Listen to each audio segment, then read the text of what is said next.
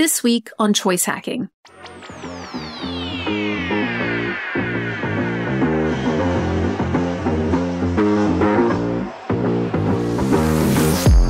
In 2018, a research unit inside of Google called Jigsaw wanted to learn how conspiracy theories spread online.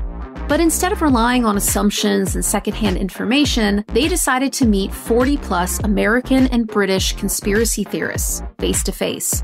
These executives were shocked by what they learned, especially when they saw where the conspiracy theorists got their information. The websites that they trusted were a lot of things, but above all, they were very poorly designed. In a word, they were ugly, but they were also clearly persuasive. So what was going on? A bit of marketing psychology and behavioral science, as you might have guessed, were behind this strange behavior, and it can teach us some valuable things about what makes people tick.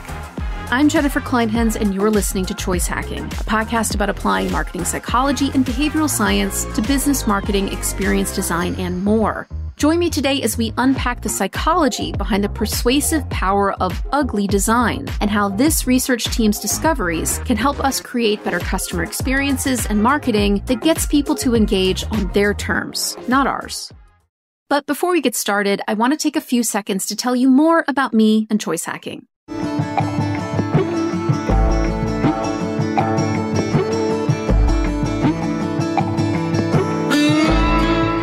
Choice Hacking is not just a podcast. I actually created it back in 2019 to be a resource that helps startups, scale-ups, and Fortune 500 brands double their marketing effectiveness using psychology, behavioral science, and AI, so their sales and profit could double too.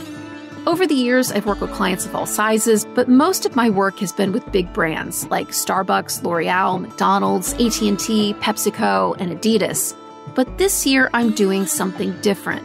In fact, I'm doing something pretty risky. I've turned my business model on its head because I feel strongly that huge global brands who can afford expensive consultants shouldn't be the only ones who get access to the benefits of marketing psychology and behavioral science. So this year, I'm helping 100 choice hackers create their next or their first 100K using marketing psychology. I'm doing that with our free newsletter, which you can read at choicehackingideas.com, as well as with the Choice Hacking Pro membership.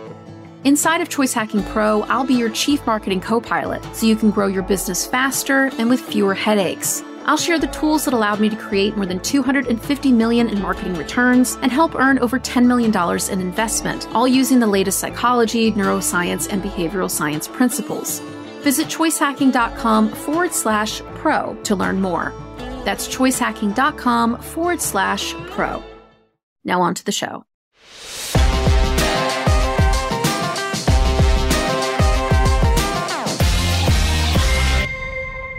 Google's research team were shocked by what they found when they talked to these conspiracy theorists. The Silicon Valley executives had always assumed that slick, beautifully designed websites were more trustworthy, which is why they spent so much time, money, and attention on beautiful design.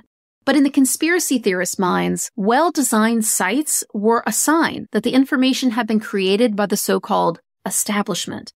And the establishment was what they wanted to fight. Unattractive websites were more persuasive because of what they represented, fighting against the, quote, mainstream narrative.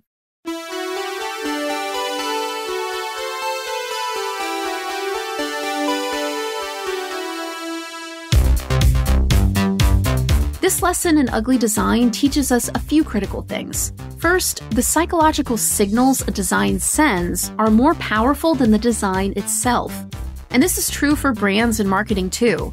I call these invisible signals. They're the messages that buyers are subconsciously seeking out and responding to in our brand messaging, ads, marketing, products, and customer experience.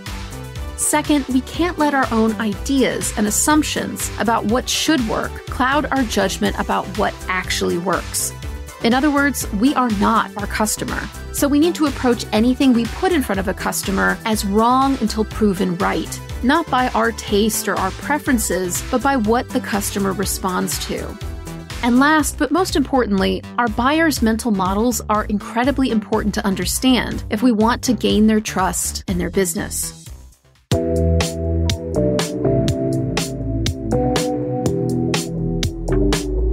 So what is a mental model? A mental model is a psychological framework that helps people understand and respond to information so they can make decisions. Mental models frame and inform how we see the world around us. In our ugly website example, the conspiracy theorist had a mental model that said good design equals mainstream information, and mainstream information is not to be trusted. Which kind of makes sense if we take a moment to put ourselves into the minds of people whose lives revolve around niche theories and beliefs. Even if a mental model is not objectively true, it's how these people see the world. Another example of a mental model is one I came across while working with a recent choice hacking client. They sell a product and service to lower-income buyers. The brand wanted to give their long-term customers a free gift to let them know that they were appreciated and keep them from leaving for a competitor brand since this industry is well known for churn. But my client kept running up against a psychological barrier in the form of suspicion. These buyers were offered a free gift, but they responded by saying, "Every company I know is trying to screw me, so there must be some catch. No thanks." The buyers' lower-income customers were so wary of being roped in with bait-and-switch tactics that they simply would not believe that a free gift was truly free. So they refused to take it. This mental model, by the way, did not appear out of nowhere. It was created from this group's lived experience that, yes, many businesses saw them as easy targets for unethical behavior. So they had developed this mental model to avoid getting taken advantage of. It was clear from this glimpse into how this brand's customers saw the world that more trust building needed to be done. Not by any fault of the brand itself, who treated these customers respectfully and ethically, but because of the lens through which their buyers viewed the world, their mental models.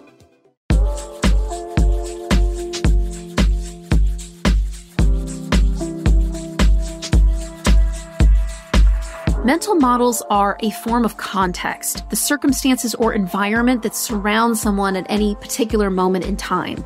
There are many different kinds of context that can affect if, when, and how people buy. For example, physical context. This is the environment where someone is interacting with your brand or marketing, like in a retail store. This also includes moments and circumstances like trying to use your GPS while toddlers are screaming in the back seat on the way to grandma's house.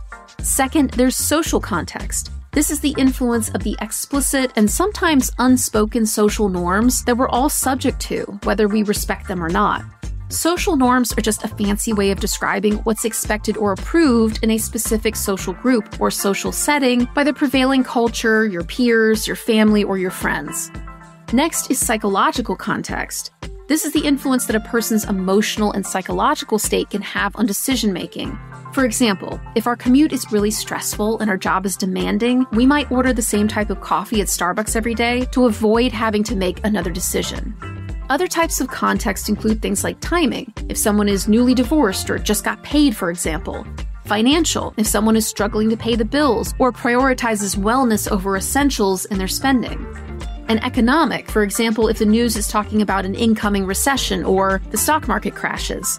That's why it's not enough to learn about interesting psychology principles and behavioral science effects without understanding how your specific buyer is influenced by their own mental models and context.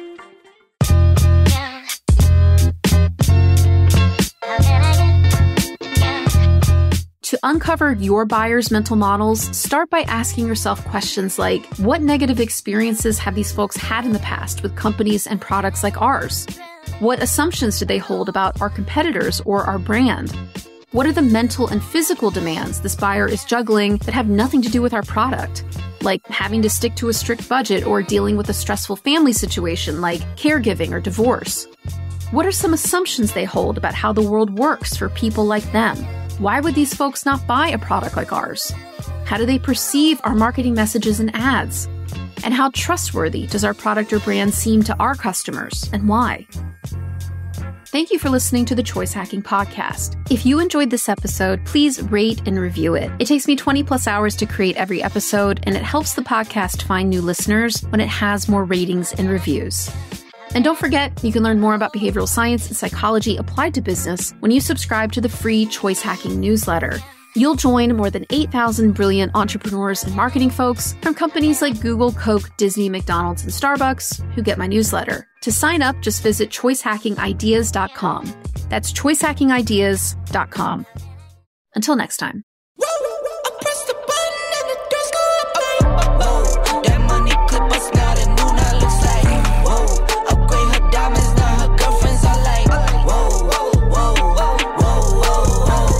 Whoa, I hit record a drop, you can't ignore it. I'm transforming now these cars and planes, I'm always boarding. Just out touring down in Charlotte like I play for Hornets.